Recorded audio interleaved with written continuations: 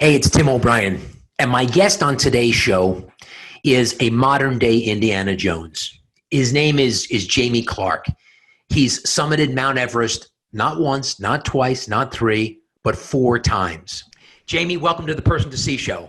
Tim, thanks for having me. Excited. Hey, so what I'd like to do, and I set you up nicely, and as I've said to you in text, modern day Indiana Jones. And what I'd like to do is I'd like to start, maybe just give everybody a little bit of background about yourself, and as an adventurer, as a businessman, just give a little background. Well, thanks for the question. If I've learned anything in the last few months, that listening more than speaking has been my mantra, but I'll break that mantra for a moment. Otherwise, Good. that would make for a lame guest. Good. So breaking my current rule in our world in the moment, just trying to learn and keep my mouth shut and my ears open. Good. But in the spirit of answering your question, so I'm a young kid born and raised here in Calgary in Canada. For those of your audience who are unfamiliar with Canadian geography, we're sort of dead north of Montana or Idaho, up in the Canadian Rockies, or at least just to the east of the Rockies. It's a lot, Calgary's a lot like Denver or a Boulder, Colorado. Oh, maybe Boulder's a little hipper and cooler, but anyway, between a Boulder and a Denver. And so that's my hometown here in Calgary, born and raised here. My parents were born here, and one of my grandparents in the area. So I have a little bit of history here in this part of the world, and grew up here, very lucky kid with a family who was, modest in means, but lavish in love, and lots of opportunity for which I have more appreciation of now, indeed, a deeper understanding of what it is and what it's meant for me. And I grew up in a situation where I was kind of inspired by the books that I read. I was very lucky that reading was an important part of our family. I watched my mom read a lot, my brother read a lot. And though they would probably argue, I was slow to come to it, it had an impact on me. And my mom gave me a book for a birthday present. Of course, I was disappointed in that. This is back in the 70s and early 80s.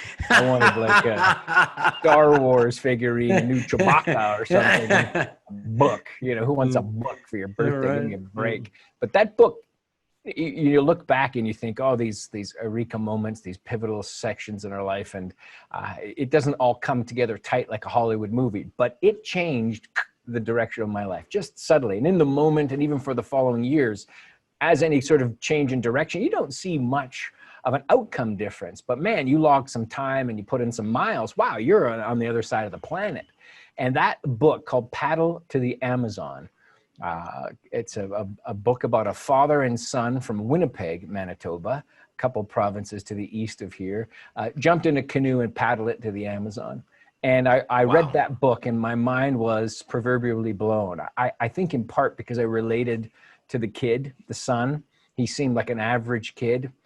Nothing special, which I identified with, sort of nothing special, average. My mom always told me somebody has to make up the average. It's a big part of the curve. Probably going to be you if you sit on your butt. So I kind of felt, yep. And the dad, interesting fellow, certainly had the ambition to do something audacious, but he seemed like an average guy too. Tension between them, not a lot of respect maybe. So it was a very identifiable story. Yet they went off and had this extraordinary experience. Ordinary people having an extraordinary experience. And what was the difference between them and me? As far as I could tell, they chose to do it.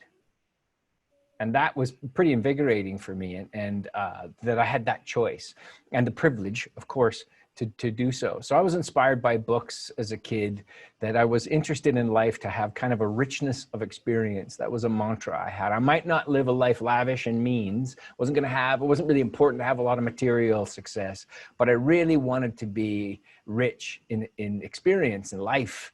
And I chuckle about it now. These are the sort of naive ambitions of a teenager. But I've been really lucky in my life. I'm in my early 50s now, and I've been lucky to hang true to that and hold on to that idea. And that then led me to being something of an adventurer, which is a sort of a silly occupation or title, but it was meaningful to me. Living here in the mountains of Calgary, I was attracted to climbing mountains, started reading books about mountains. And then before you knew it, Mount Everest sort of lingering in one's imagination, the world's highest mountain in Nepal and in Tibet. And I set myself to trying to climb it. An entirely trivial pursuit for sure, mountain climbing, borderline useless. But it has been anything but for me as a human. And so I think any character that I have has certainly been forged as a result of those experiences. So what drew you to Mount Everest? Is it just the fact that this is the granddaddy of them all? I think in part, it certainly is the subject of a lot of books. And again, those books were of interest to me. I think when you have an interest in something, generally speaking, you kind of naturally sort of explore, and I at least am interested in, well, what is the elite level of this? You live in Calgary, you're next to the mountains, you're interested in mountain climbing. Somehow you end up thinking about the Himalaya, and well, what's the highest one here? Well, somehow Everest shows up. So how old were you when you first tried to climb Mount Everest? I was in my early 20s, so that would have been 1991. And there's a good story about how you insinuated yourself into the team. It wasn't like they were like, let's pick the best mountain climbers, and there's this guy Jamie Clarke who's in Alberta. We got to get him on our team. No, I wish that was the way it had gone. It's like let's pick the best mountain climbers, and you're not even in the ballpark. Right. Right. Yeah. So I really did. Weasel isn't really. Weasel's probably not far from accurate in terms of getting myself on that team. I really very lucky, very fortunate in the circumstances, and I was keen to join the team, but I didn't have the skills and the merit to be there as a contributing climbing team member. They knew it. I was a little in denial. Yeah, but youth doesn't give excuse for acting badly. You can maybe get a slight pass or a little bit of room, but you don't get to. It's like saying, well, you were drunk and you did something stupid, and you get to go, oh, well, I was drinking. You're still accountable. Same kind of thing for your youthful idiocy. It's like, okay, I was young, but I was still kind of I guess my ambition was greater than my ability, which is a dangerous combo. I mean, you want a little bit of that, so your drive to improve, but and the counter of that is worse, where you have tremendous ability, but just no ambition to leverage it. It's an interesting thing. Well, I was a little bit, out of whack, and not a good teammate. I don't think I would have made, and that was pointed out to me. I would have been a good teammate. Too selfish, too self-involved, incapable of listening and learning. Even though I thought I could be mentored and led, a little bit of problem with leadership, a chip on my shoulder, all those things that we would have in your 20s. Again, no excuse. And they pinned me as a guy who, A, you don't have the skill, and B, God, can you imagine being on a mountain with this guy? I'd kill myself, I think one of them said. And I was still in the room, so that was kind of painful. But I realized that I've got to at least be in the arena. So I offered to help, and there was a couple of teammates, one in particular, my good friend, who became a lifelong friend, Al Hobson. He was part of the team officially. And so I just volunteered to help and just be there. And I figured just to learn, if only through osmosis, just to have contact, to be engaged.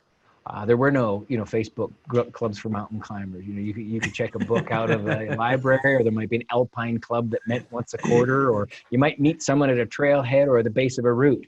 So you had to, you'd be creative in terms of how you learned and got exposure. And I realized, well, if they don't want me on the team, well, what can I do to help them? Because I needed to convince them that I wasn't a total waste of skin.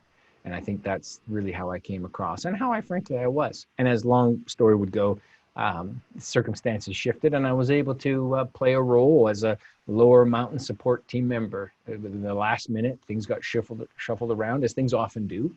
Right? Yep. Opportunities. Yep. And such occurred. But the fact that I tried to, it's a great lesson for me, because I wish it was all by design, but it was really by accident that it happened. And one good thing I did is I just kept up and stayed engaged and tried to help. And then I got the break and was invited to, not even invited, I don't think there was ever any formal invitation. It was more like, oh God, we're going to need this role filled, and this kid, oh, all right, fine. And then I promised myself, I am not going to let these people down. So did you make it to the top of the mountain the first time? No, I didn't, and nor did our team. Had the team made it, I certainly wouldn't have been one of them. You would not have been. No, I didn't have this. I was young. I was fit. I come from a ski background. I was a cross-country skier as a kid, which creates great lung capacity and efficiency. I'd spent my life moving in the mountains, so I could handle myself in those environments. But I didn't have that leading edge sort of climbing skill that the rest of the group did, and that showed quickly. And plus, my role was in base camp. My role was carrying gear to and from the base camp and the advanced base camp. And then as team members would become tired and they needed help, then I got called to help carry some other loads. But I was really low mountain support team member. And so I was never slated to go for the top. And unfortunately, nobody on the team made it either.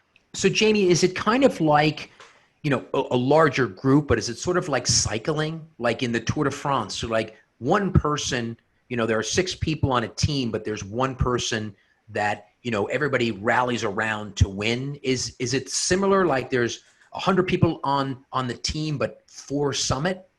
It can be. So unlike cycling, and that's a great example, unlike the Tour de France or other large stage races where you have that structure and it's a proven way for a team to win and then an individual within that team and the group, it can be like that. You can have that. In my experience, that doesn't always work well. Just the nature of these expeditions, the longer ones, you're 8, 9 weeks in the field. You just don't know who's going to perform well, which is the same case, say, in the Tour de France. Yes. But you just don't know. And it's not just the physiological response. It's how are they going to perform mentally and physically and emotionally through the course of it. You might have a great athlete who just gets scared when somebody gets hurt or someone's killed or something gnarly happens and they're just off their game, or you just don't really know. So I'm a big believer in you want to pick a team where there's more democracy in it. Everybody has a chance, which also has its challenges. But the core climbing team, let's say, you've got this core group of climbers. You have a support group for sure. Yeah. They're in base camp or in the lower camps, but you've got a group of 5, 6, 7, 8 people who are the core climbers, knowing out of that group, 1 or 2 are going to go for the summit, but nobody really knows, which gives everybody some ownership of it. Could be me. Got it. It creates conflict down the line when it's not you and you think it should be, but that's a whole nother leadership thing. But so it's not like the Tour de France. Let me, so I want to talk about, so why didn't you guys successfully summit? And then I want to talk about, what does it take to summit? Like what kind of person, what are the qualities? So talk about you guys specifically. What happened on that first expedition that you were not able to summit? Right. And then we'll delve into more, maybe more generally. Sure. Who usually succeeds summiting Mount Everest and why? Oh man, that's a great question because it's so wonderful to ponder that, because through that contemplation you uncover insights into peak performance. And it's not just a matter to link back to that idea you and I had earlier about, or we discussed about high performance, and to witness the individual performing at their peak as well as among their peers, so professionally. And that's the added dynamic. Like, it's one thing to perform our best, which is already hard enough, but it's a whole nother to perform our best when it matters most. Oh yeah. Oh yeah. Oh, that's cool. That's so, I've had amazing training experiences on a local mountain with no consequence, no significance, best climbing of my life. Yes. So why didn't you guys succeed the very first time? So you think of that cocktail and there's a lot of moving pieces and a lot of ingredients, and you put a little too much of this and not enough of that, the taste is blown, to carry the metaphor. Same sort of situation here. It is a lot of moving pieces. It's over extended period of time under high pressure with so much out of your control. Arguably some of the best lessons I learned in the adventure arena is how to manage when so much is out of your control, coupled that with an enormous amount of unknown.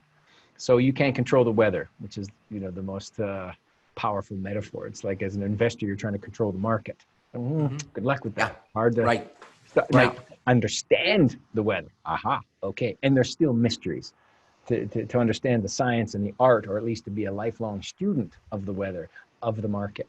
You'll never get there, but it has to be joy in the journey and increasing your knowledge and learning. And just when you think you got it, boom, you're proved entirely wrong. I think the easy answer is The weather got the best of us.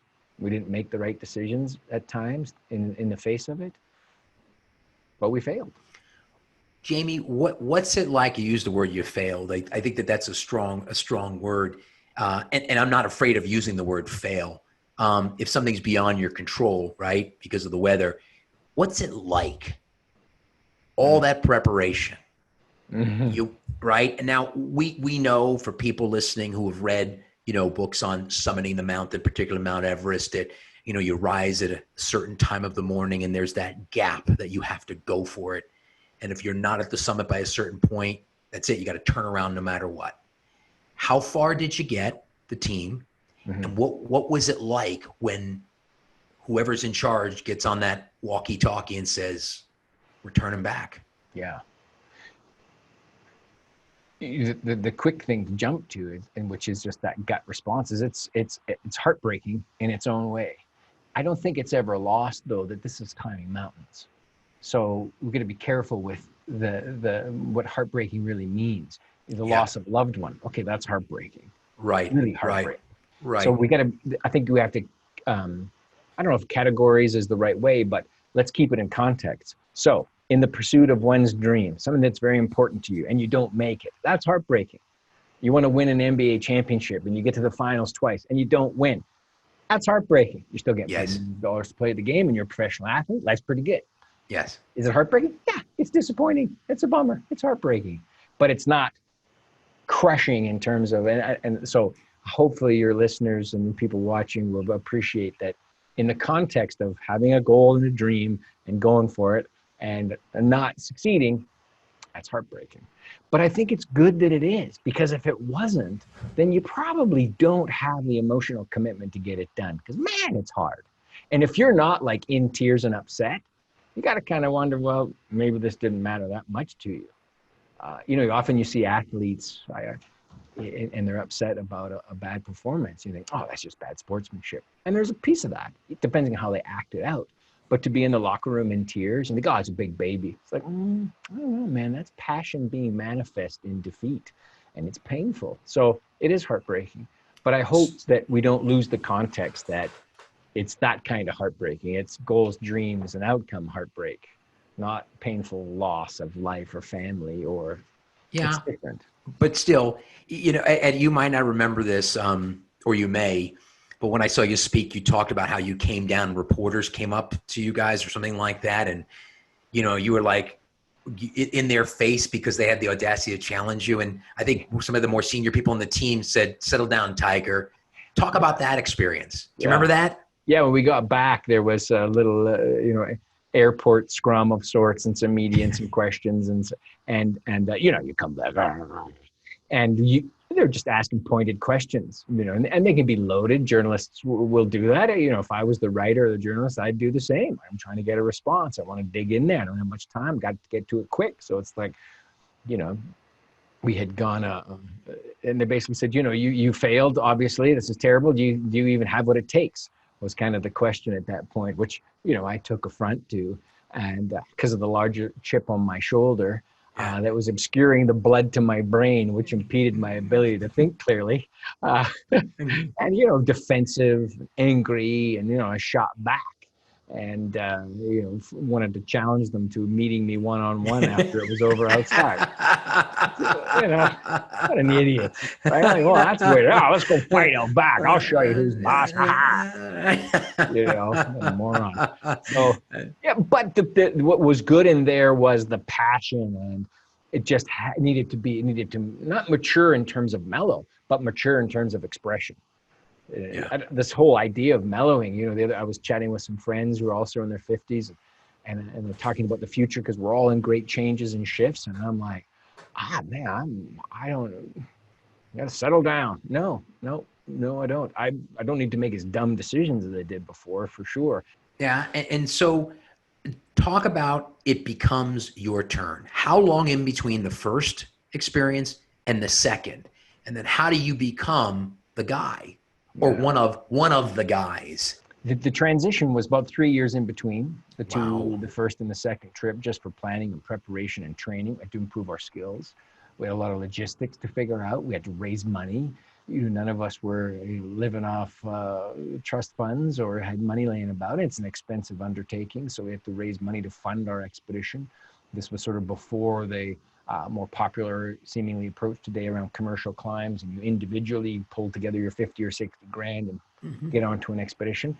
This was more just a group of people who were carpenters and school teachers, and just we're going to pull a trip off and take time from work and get our sponsors and go do this. So it took time.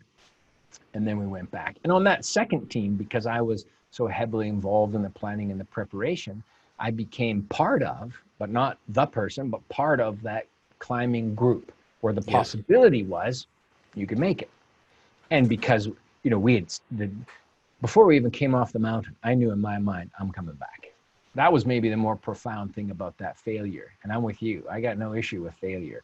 And the sooner we get over it and think of it more as feedback, the faster we get a short track to success. So failure for me is not something to avoid. It's something you got to go through. And it's just part of it. It's the foundation on which you build anything. It's really the DNA of how you succeed in my books. I mean, if you're making the same mistake over and over again, then you're an idiot and you're not doing the analysis. And I say that because I've done that many, many, many times. I'm an idiot. But if you're learning and iterating and learning and iterating, well, that failure is the way to teach. If you don't risk failure, then you miss out on that learning. But God, it's so painful and embarrassing when it happens, but it's the only way to do it. So anyway, we just had the 3 years to learn and prepare and sell and raise money and get rejected and fail and fail and fail and fail and fail and, scrap it together and part-time work and all the stuff that you got to do, eating a lot of oatmeal and all by choice again. Right? This is what we chose to do. You're going to, live in a van down by the river because you're climbing a mountain. So I would hate it for anybody to forget that. This is all by choice.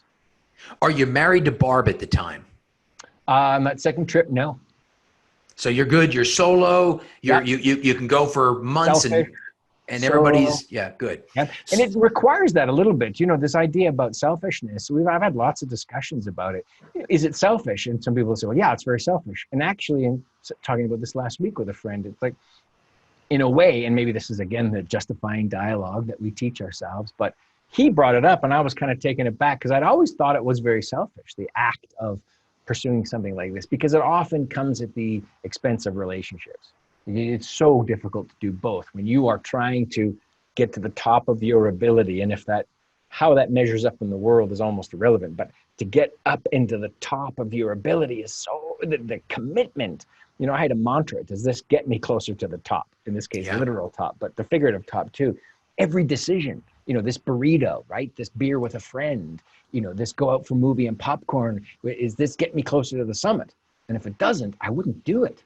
Like it was a relentless, and that has effects. And it's, I say it wasn't selfish in a way now that I've thought about it differently only in the last couple of weeks, but because I made that declaration. If I had pretended to you, Tim, it's you and me, buddy, we're going all the way. But behind the scenes, I'm like, forget that. I'm taking it all. That's selfish. But if I'm up front with you and say, this is where the priority is in my life right now, and it's a self-involved pursuit, indeed. It's my goal and dream I'm pursuing, and I'm going to pursue it completely, and I don't have much to give at all to anything else, then at least everybody's aware of it, and that's how I tried to approach it. In fact, on one of the trips, I basically, as I was leaving, which is a little melodramatic now that I think about it, and maybe more emotional than it needed to be, I made sure over the course of the several months leading up to the trip that I spoke to everyone I needed to speak to. If there was something that needed to be said, I made sure it was said.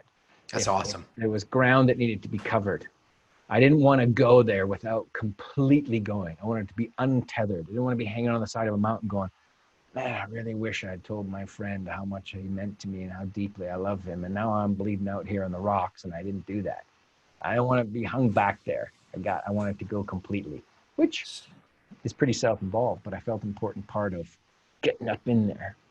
So let's talk about your actual climb. I've had the benefit of watching or seeing Navy SEALs speak, and I often ask them, were you scared?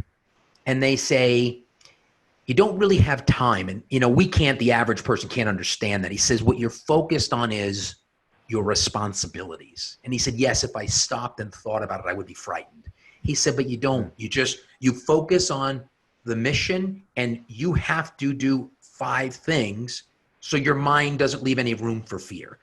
Is it like that? Is it not? And I know that you're not going to try to compare mountain climbing, so don't worry about that, right? I get they're 2 different things. But talk about that first experience when you're like, holy crap, if I fall, I could die here. Yeah. Were you scared? Yes. And I don't say it just because, oh, well, of course you had fear and you overcame it. Good for you. No, I was scared. And there were moments like that. I think to the military example you give, you're on a mountain, let's say specifically through the expedition. You're there for 8 weeks, 9 weeks. There are moments when it is fast paced and stuff's going down. And you're absolutely right. You're in it, you're focused. Someone slipped, there's been an accident, something's happening, a collapse of a serac, a big chunk of ice, or storms kicked up, and tents are being blown off, or stuff's going down.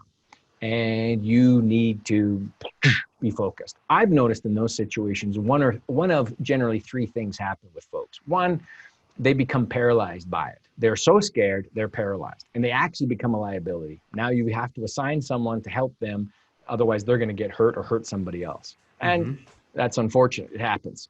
Number 2 is they're not overwhelmed, but they can't process because the stuff's going, they can't think things through. But if you give them a direction, boom, they can go get the job done.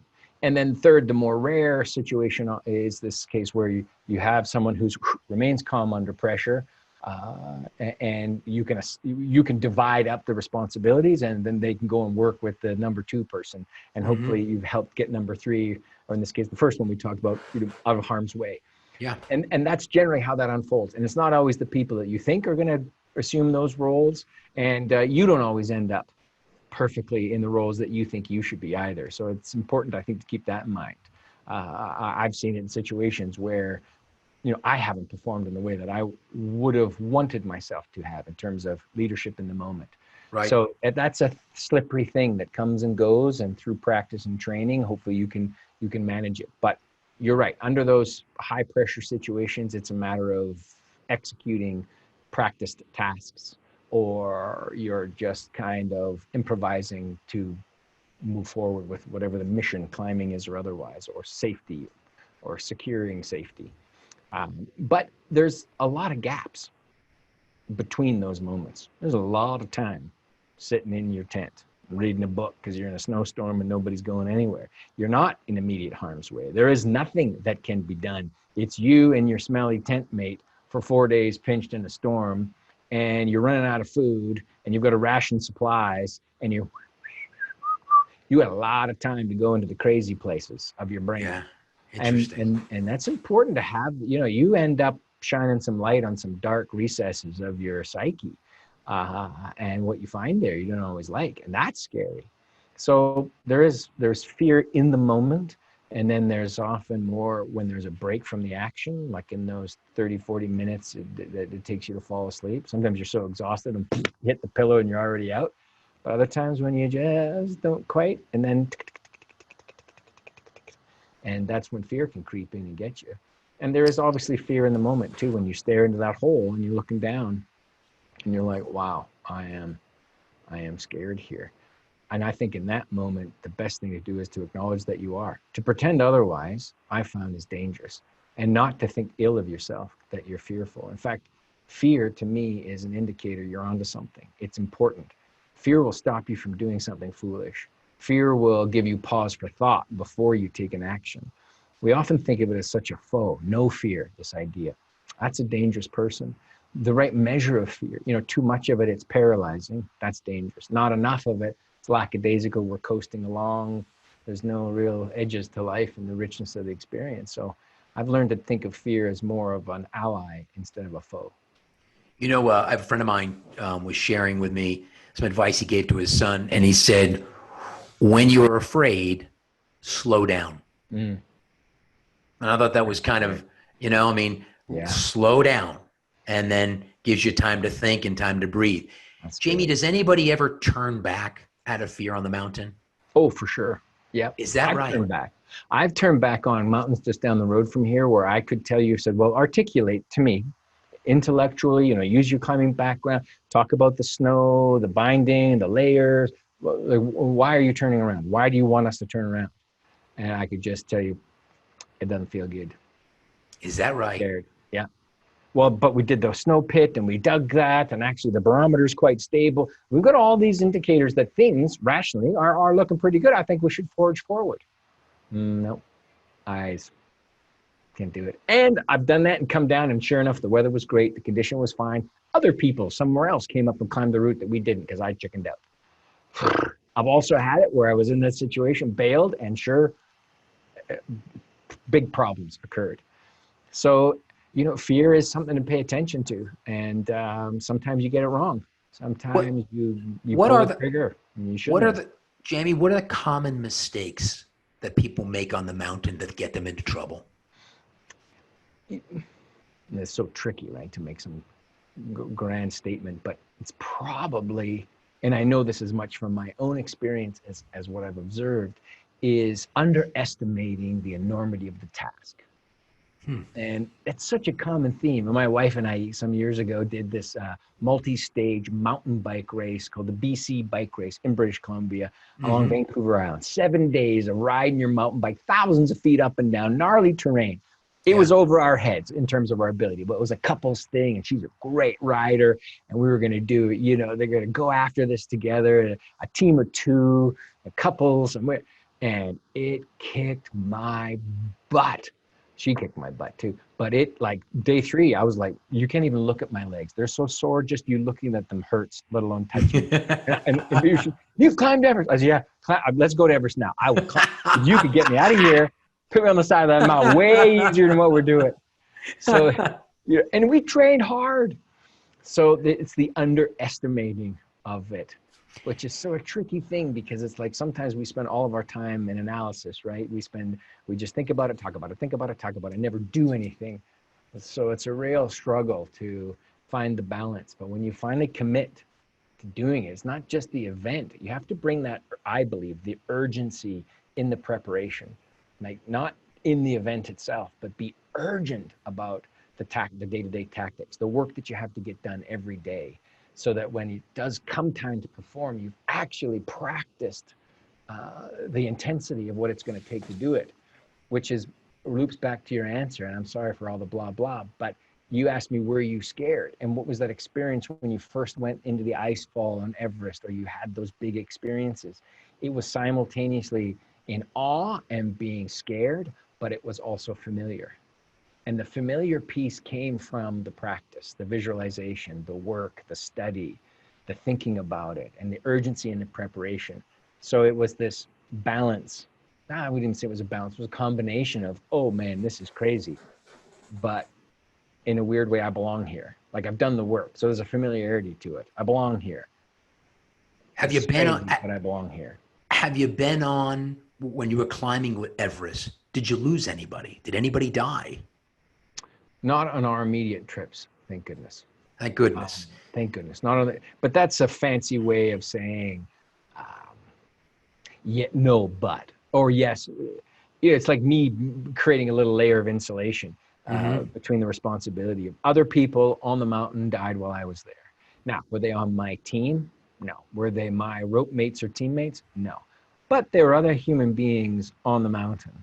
And even if we're not on the same team, I think we have a responsibility to look out for each other. So in the practice of climbing peaks, and in this case, Everest, it might be from a different country. You could have a totally different philosophy and approach, but we're still humans, and we need to take care of each other. So no one on our team, but, and we've been too close to even, I don't want you to think, oh, well, yeah, good for you. We've been too close to losing people on our immediate team. So, there by the grace. Did you ever have any close calls, you personally? I got sick a couple times. So there's these, I categorize risk or close calls in two ways. One, the kind that we're probably familiar with, you're driving down the highway, right? Yeah. And then a truck slurs, whoa, or, a deer, an elk or moose up here in Canada. Like you hit a moose in the car, they're in your lap, right? Their legs are so high, it's all moose all the time. And you're driving along, everything's going well. Boom, boom, boom, moose goes by. Holy moly! Like you missed it. You could smell his Yeah. butt as you swung by your car. Yeah. And even if you Yeah. hit it, he would have ripped your heads off. Yep. So you have those moments. You're out climbing and phew, a rock the size of a basketball phew, zings by your head. Whoa, that was close. Had I been a foot over, it would have exploded your cranium. So there are those tick, tick moments for sure, and a handful. And you do everything you can to prevent them. And then I've had some situations that were problematic because of poor decision making by me that got us either two things happened. One, I got really cold, strung out away from camp without the proper gear, and hypothermia is it's a strange game. And when it comes on to you, sometimes it goes a little too far, and you no longer have the power to deal with it. You just don't have the dexterity. You become inoperable. You're still thinking, but you're not executing. Mm-hmm. That's a problem, and that happened to me. And the other time I got altitude sickness, pulmonary and cerebral edema, went up too high, too fast, and didn't understand how my body was performing. Was ambitious, greedy, all the things that hubris, everything that could come into play, or just, bad circumstances, dehydrated and got sick and nearly couldn't get back down. So yeah, I'd like to be able to say no. It's been, because that's the funny thing about adventure. You think, oh, you're a thrill seeker, you're a nut bar. No, it's the opposite. It's about risk management. It's Yeah. about doing the thing that is inherently dangerous because you Yeah. love the thing. But Yeah. the more risk I can remove, the better. It's not like if you could hover above me on a helicopter, made this long bungee cord and it was hooked up to me and I could just climb and, if anything went weird, you'd let me fall to break a couple bones just to teach me a lesson, but then you'd lift off and take us back to Kathmandu and we'd have a coffee in the hospital. Mm-hmm. I Mm-hmm. would love that. That would be great because I love the activity. It happens to be risky and that adds a tremendous element for sure, but I'm not out doing things to be risky for risk's sake. Take us, if you will, to that the point on the mountain where you settle in, and the next action, whether it's next day, next hour, next week, is going to be, we're going to go for the summit. Mm-hmm. The trek through Nepal to Everest Base Camp is arguably one of the great walks on the planet. I'm sure there are others yet to be discovered, and many wonderful places to travel on foot. There is, I believe, something special about the Khumbu Valley. Just the history of it, the infrastructure that is there in terms of the different Sherpa communities at the higher elevations, and Kathmandu itself is just an amazing center for all, just the name itself right out of the gate. Bob Seger, man. And Seger made a song Right. right out of there. Boom, 10 out of 10. Right. And then from there you either travel by bus and entirely by foot, or fly into a little area, a little runway on the side of a mountain, literally in Lukla, which used to be made out of gravel and sort of dirt and stone, and now it's properly paved, so your chance of success are better, but it's pretty precarious little landing strip. And then you have this amazing 10, 11, 12 day trek, depending on your timing, to Everest Base Camp. And you are walking among these Himalayan giants, passing through Sherpa villages, tea houses, and watching families farm their potatoes or herd their yaks. And, I'm painting a romantic picture of it because that's all that I can see in my mind's eye. The geography is, to me, at least for my eye, some of the most beautiful terrain on the planet, and these mountains that just, rip across the heavens above you, and the weather that comes with them at that elevation. So it really is a gripping place. And I would recommend to anybody, any age, if they can pull it off, timing and financially, to go there and spend a couple of weeks having that trek. Maybe you don't go all the way to base camp. There's actually nothing to do in base camp. I don't recommend anybody go to base camp, especially if expeditions are underway. There's lots of expeditions there, grumpy climbers. There's not much to see.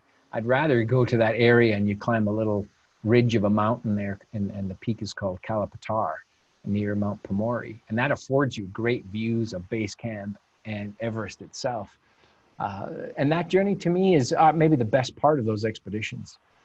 And from there are 4 camps. There's 2 main sides of the mountain you're climbing, essentially. Everest itself is pyramidal in its shape, The third face, the Kangchung face, is a real gnarly slope. It's in leeward, meaning it's generally on the other side of where the wind blows, which means winds gets picked up on one, picks up snow on one side, dumps it on the other, which creates all kinds of instability and difficulties. But the two main faces are the north face that then sits and faces into Tibet, and the south face, southwest face that knocks you off into Nepal.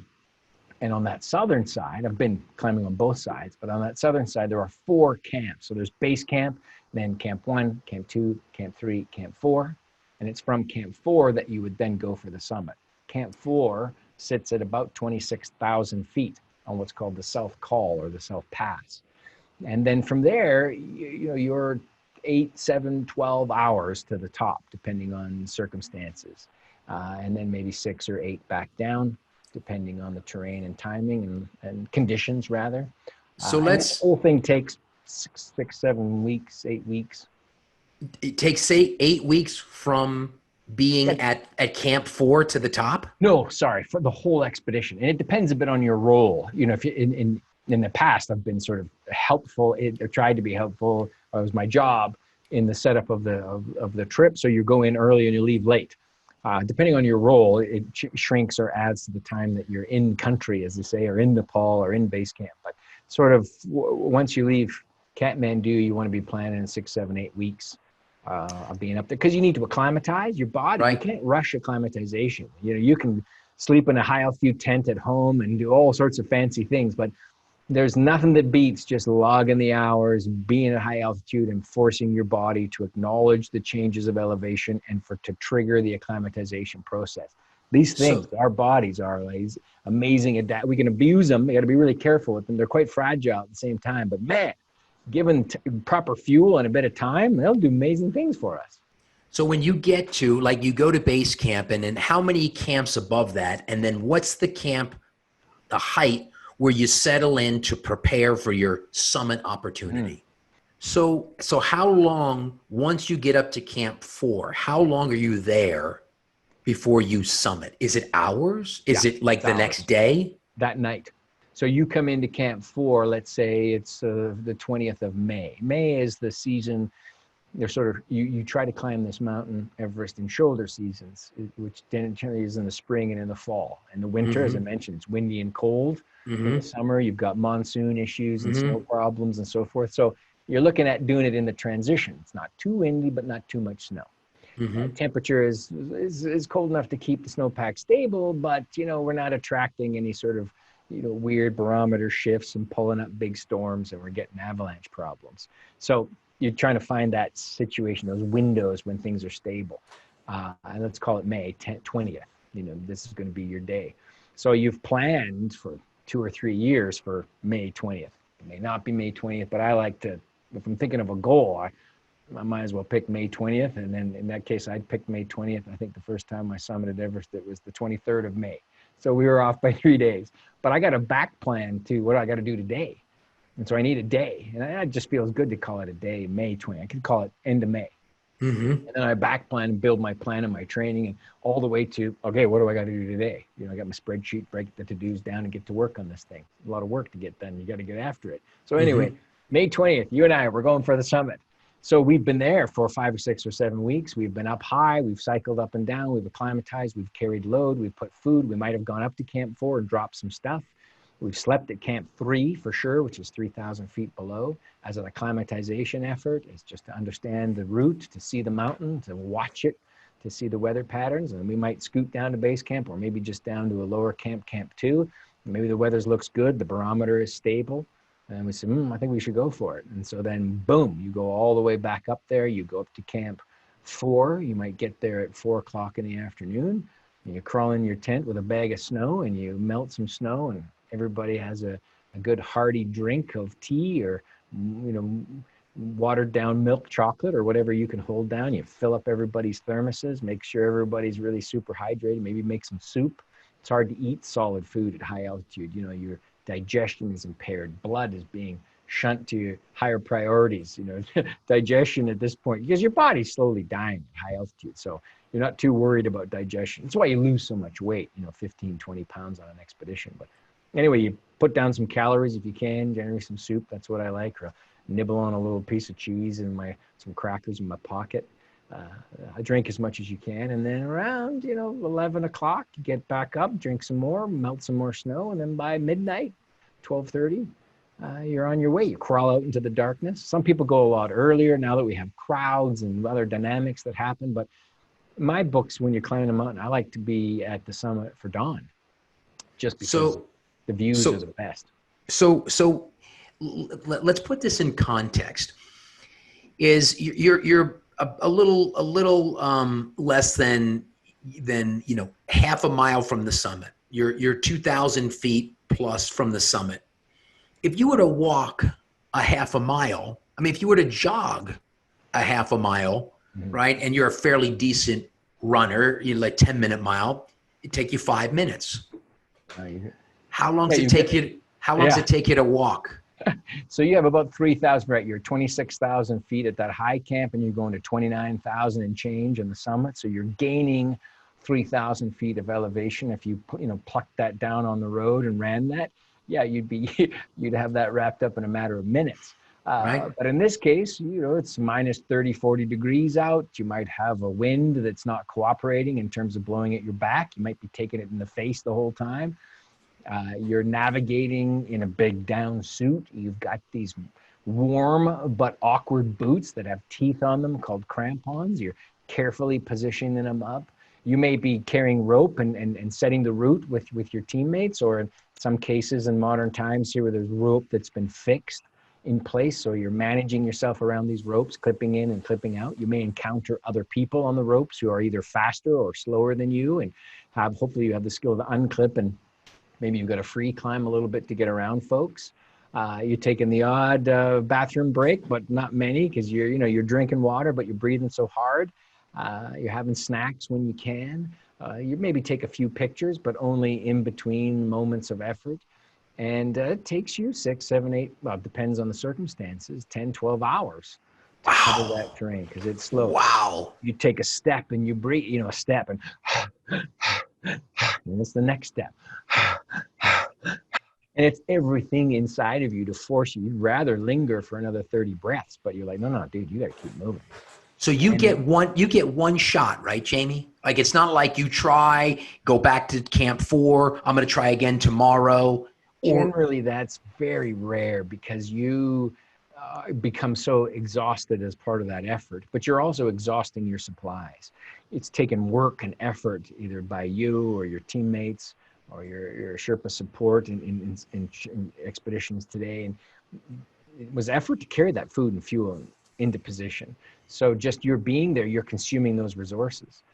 To cycle all the way down the mountain and to come back, it's not unheard of. And I've been in situations like that where we were, going for it, got turned down. It's hard physically. I would say it's even harder emotionally. Like, to walk all the way back down and to think, I'm going to come back. You really got to visit some deep drive. You really got to have a little conversation with yourself to be like, no, don't quit. Because at that point, quitting is such an attractive option. And who could fault you, right? Look, we went for it. We got close. The weather, nobody is going to say, you wimped out. So you can embrace, quitting is nice and comforting at times, right? Because the pain stops. When you quit, the pain stops. How many times have you climbed Mount Everest? Been there 4 expeditions, and we were batting 500. So I've been to the summit twice, 4 different trips, 2 different successes. So what's it like summiting? Is it anticlimactic? Is it, did you get there and are you too exhausted to enjoy it? I mean, I think I was fortunate enough to be in a sort of a state of mind where it wasn't like this end of the rope effort. And so you were coming unglued just to get there, and it all sort of passed in a panic blur. I was lucky enough to be able to get there and really savor it and enjoy it. Just the clarity of mind. And I think for me, it was certainly a sort of transcending moment. I had this dream as a kid, thought about it every day for years and years, tried the first time, didn't make it, tried a second time, didn't make it again.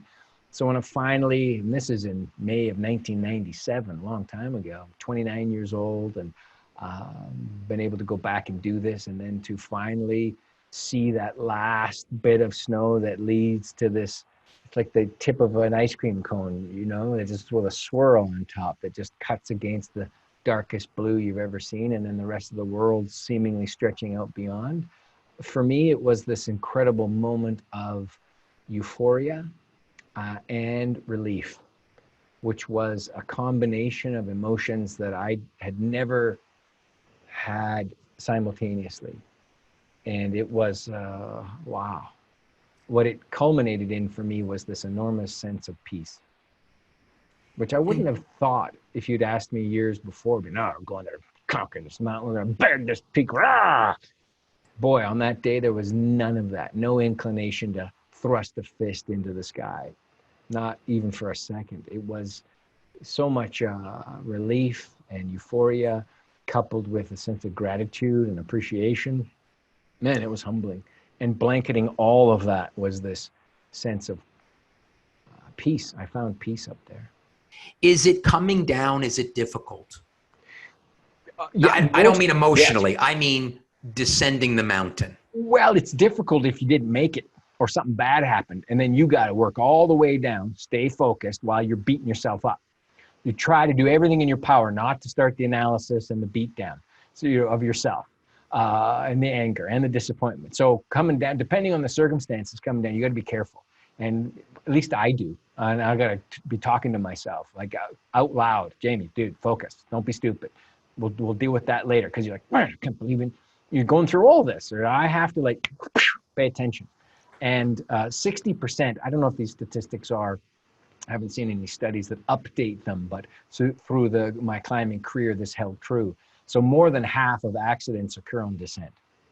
Is that right? So statistically speaking, you've got a greater chance of something bad happening on the way down. That makes sense. You're later in the day, right? You've already burned your daylight. You're tired. You've run out of resources. Weather often deteriorates in the afternoons. You get more stability through the night and the morning, generally speaking. And then because of the temperature shifts and other circumstances, the afternoon happens at home, right? We get a little less stability in the weather.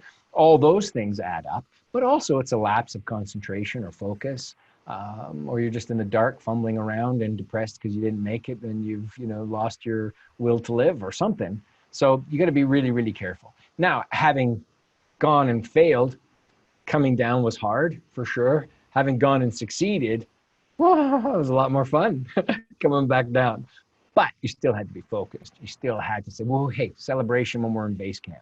This trip is not over at the summit. This trip is over when we get to base camp. And frankly, when everybody gets home to their family. But once we step out of base camp, hey, you get hit by a yak walking back to Kathmandu, all right, well, you should be a little more fleet of foot. But, until we're all back in base, and that's the mantra.